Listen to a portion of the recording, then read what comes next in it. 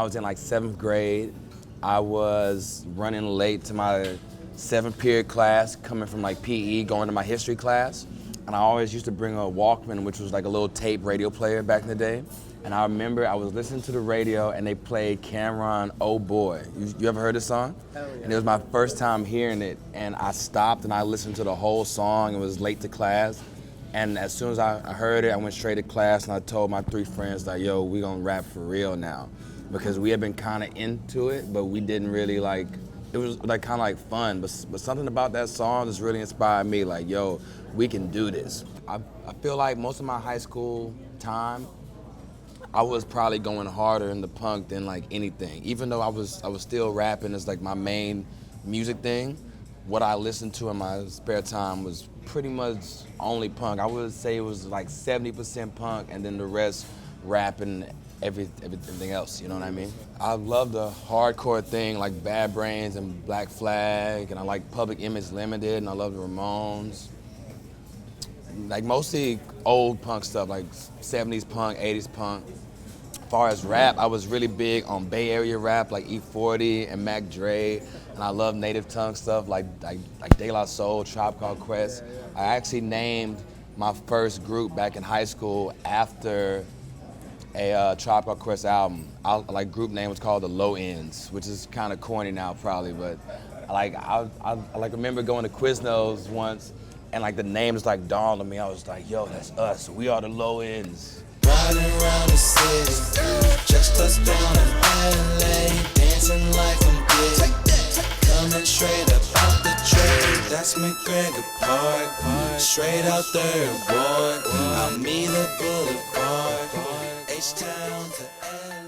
My cousin, Christian, took me to this spot called Bayou Village. It's like a thrift store here.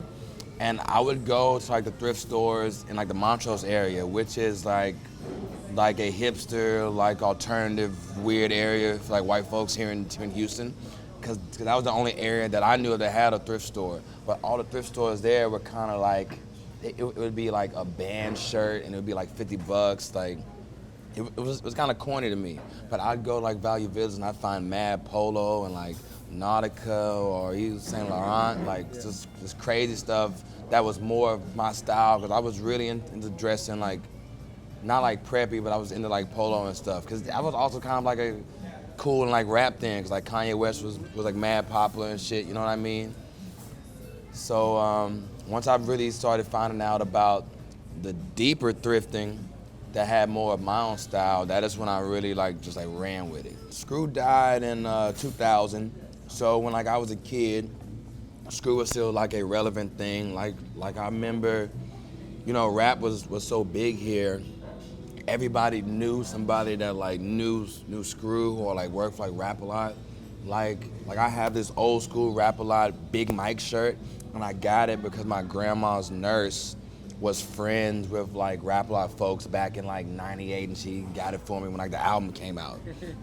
And even my karate instructor, he had a Big Mo poster for the first Mo album in the fucking karate dojo or whatever, because he would train some rappers on the side that wanted to know karate. So it was just kind of they were really famous to me because they were on radio and stuff. I thought they were worldwide famous. So there kind of wasn't a sense of hey, these guys are just local. It was yo, they're big rappers, you know what I mean? And Screw was such an omnipresent thing that I didn't really think twice about it. I would hear it and be oh yeah, that's Screw, that's normal. But then when I got to high school and I started reading more about Screw and meeting more older cats, meeting Massanzala, Devin the Dude, all these older guys that really saw that rise happen, that's when I started to have a different appreciation for it and started digging deep into his music and just really seeing the amazing art behind what Screw did, because he picked certain songs for a reason. He brought back certain lyrics for a reason. It just has a vibe to it that's really, really well thought out, and he's an excellent DJ. He's doing some really technical stuff in there. I had a Twitter meetup with this writer, Shay, that I used to write for like Houston Press. Toronto? Yeah, and I remember all these kids came, and it was this like group of like 3 kids like sat in the table next to us, and they were quiet the whole time, just like watching us talk and just joke with our friends. And like then at the very end, this guy came up to me and was like, "Yo, I'm like a big fan of your music. I do music too. Check me out." And I was like, "All right, for sure." And then I met the same guy again months later, and it was Maxo Cream. And I was shocked. I was like, "Yo, you're that same kid that was like that came to our like Twitter meetup." Yeah. But his like music's good. I love working with him because he's a respectable dude.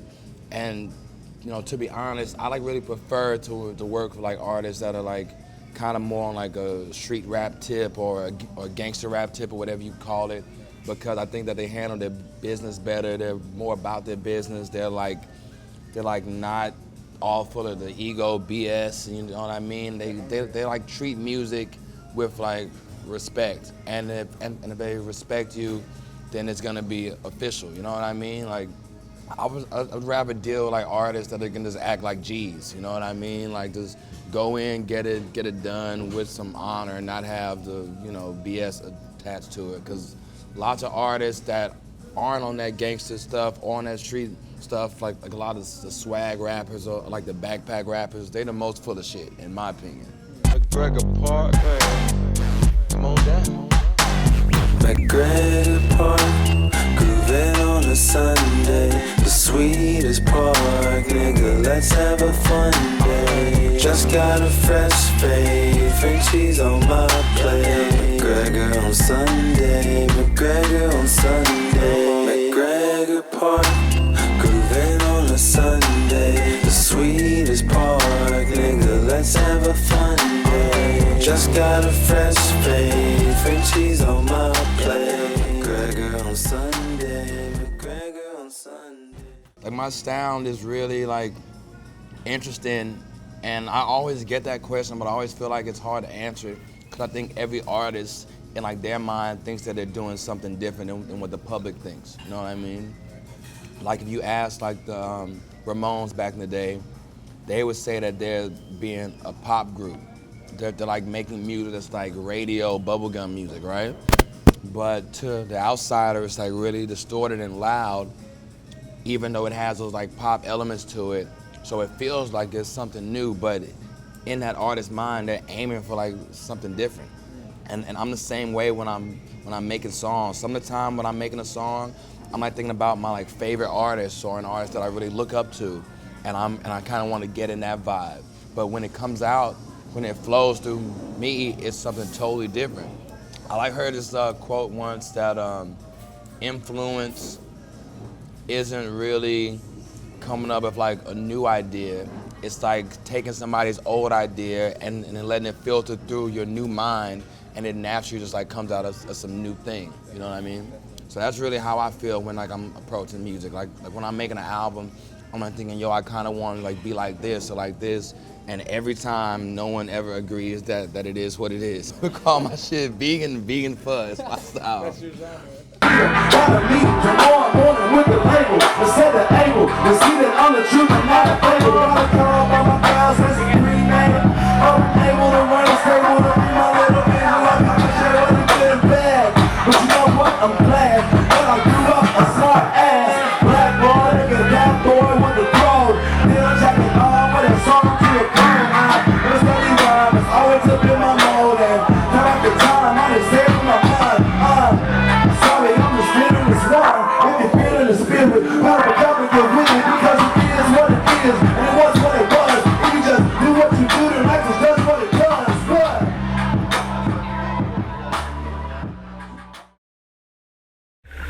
If you love me, you gon' smile. If you hate me, you gon' frown. Either way, on any day, I stay playing May. When I roll around, throw the roses out, where's my crown? If you love me, you gon' smile. If you hate me, you gon' frown. If you love me, you gon' smile. If you hate me, you gon' frown. Either way, on any day, I stay playing May. When I roll around, throw the roses out, where's my crown? If you love me, you gon' smile. If you hate me, you gon' frown. I go dumber than Gomer Pyle. I'm never never shot like 8 Mile. I only throw in the towel when my girl gon' wipe me down. I ain't stressing, I've been tested and I learned a lot of lessons. Seen some partners perish and some family buried, so I cherish every second. Now I ain't a reverend, but I count my blessings. And if you don't, I gotta move on. I'm too strong, getting my groove on.